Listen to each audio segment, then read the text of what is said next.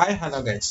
So ఈ రోజు నేను చేసిన ఇక్కడ ట్రేడ్స్లోని అవి ఎలా నేను పిక్ చేసుకోవడానికి రీజన్స్ ఏంటి, ఏదో సెల్ చేసిన బై చేసిన దేనికి నేను చేశాను అండ్ పర్స్పెక్టివ్లో. సో అట్లా రీజన్స్ ఏంటో నేను ఎక్స్ప్లెయిన్ చేయడానికి ట్రై చేస్తాను. అట్ ద సేమ్ టైం ఈ క్యాండిల్స్టిక్ అనాలిసిస్ అనేది ఎలా చేయొచ్చు ఏంటి అనేది కూడా నేను క్లాసెస్లోని చెప్తున్నాను. At the same time materials కూడా ప్రొవైడ్ చేస్తున్నాను. సో మీలో ఎవరైనా ఇంట్రెస్ట్ ఉన్నట్టయితే జాయిన్ అవ్వచ్చు. అట్ ద సేమ్ టైం నా దగ్గర ఉన్న మెటీరియల్ కావచ్చు. అట్ ద సేమ్ టైం ఏంటంటే కొన్ని వీడియో క్లాసెస్ ఉంటాయి అనమాట. ఆ వీడియో క్లాసెస్ అన్న కూడా తెలుగులో కలిస్తే తెలుగులో, ఎయిదర్ ఇంగ్లీష్లో అయితే ఇంగ్లీష్లో కానీ నేను ప్రొవైడ్ చేయడం జరుగుతుంది. మీలో ఎవరికైనా ఇంట్రెస్ట్ ఉన్నట్టయితే మీరు అవి పర్చేస్ చేసుకోవచ్చు. సో నేను ఛార్జ్ చేసేది ₹399. అట్ ద సేమ్ టైం నా ఛానల్ సబ్స్క్రైబ్ చేసి నాకు షేర్ చేసిన స్క్రీన్ షాట్ ఏదైనా పంపిస్తే సో నేను వాళ్ళకి ప్రొవైడ్ చేస్తాను. ఓకే, సో ఇందులో చాలా లాజిక్స్ ఉన్నాయి. సో ఈ లాజిక్లోని ఏంటి అని చెప్పి కూడా నేను చెప్తాను. అట్ ద సేమ్ టైం ఏంటంటే నేను చేస్తున్న ప్రతిసారి కూడా వీడియోలోని సమ్వాట్ ఎంతో కొంత నాలెడ్జ్ గెయిన్ చేస్తారని చెప్పి నేను అనుకుంటున్నాను.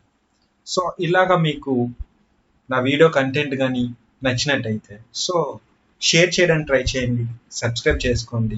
అట్ ద సేమ్ టైం ఏంటంటే ఏదైనా డౌట్స్ ఉన్నా సరే కామెంట్స్ చేయండి. సో నేను చెప్పింది మీరు ట్రై చేసి చూడండి. ఒకసారి మీరు ట్రేడ్ చేసేటప్పుడు ఒకసారి ట్రై చేసి దాన్ని బట్టి అక్కడ ఆహా అది అవుతుందా లేదా, అవుతే దేనికి రీజన్స్ అని చెప్పి ట్రై చేయండి. ఓకే,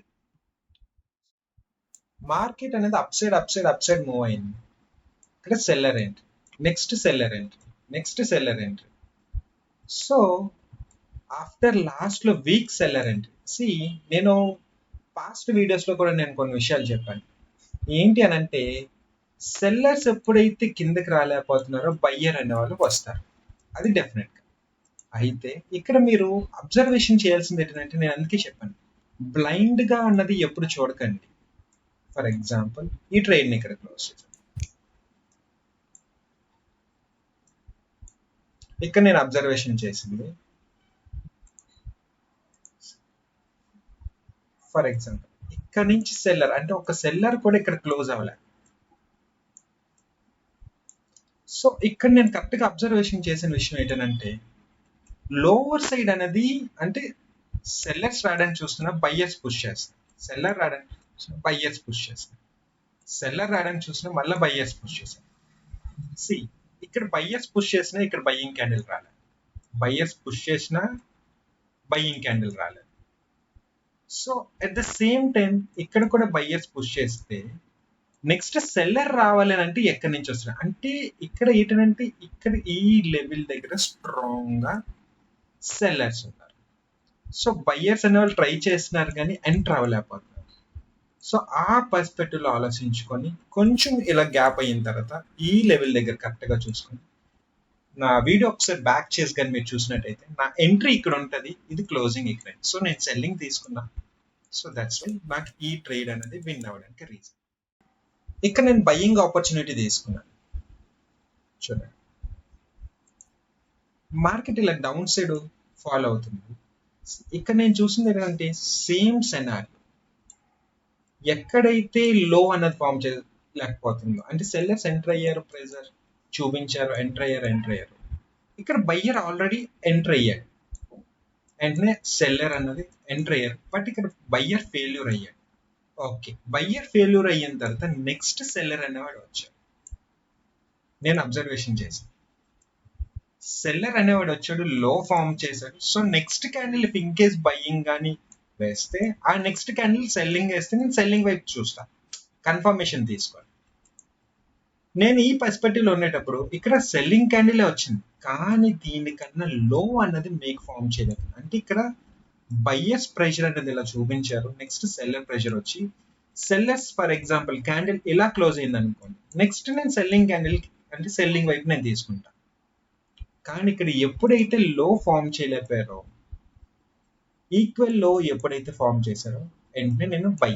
బట్ ఇక్కడ స్పీడ్ మూవ్మెంట్ వల్ల యాక్చువల్గా ఇక్కడ క్లిక్ అవ్వాల్సింది, సో ఇక్కడ ఎంటర్ అయ్యా.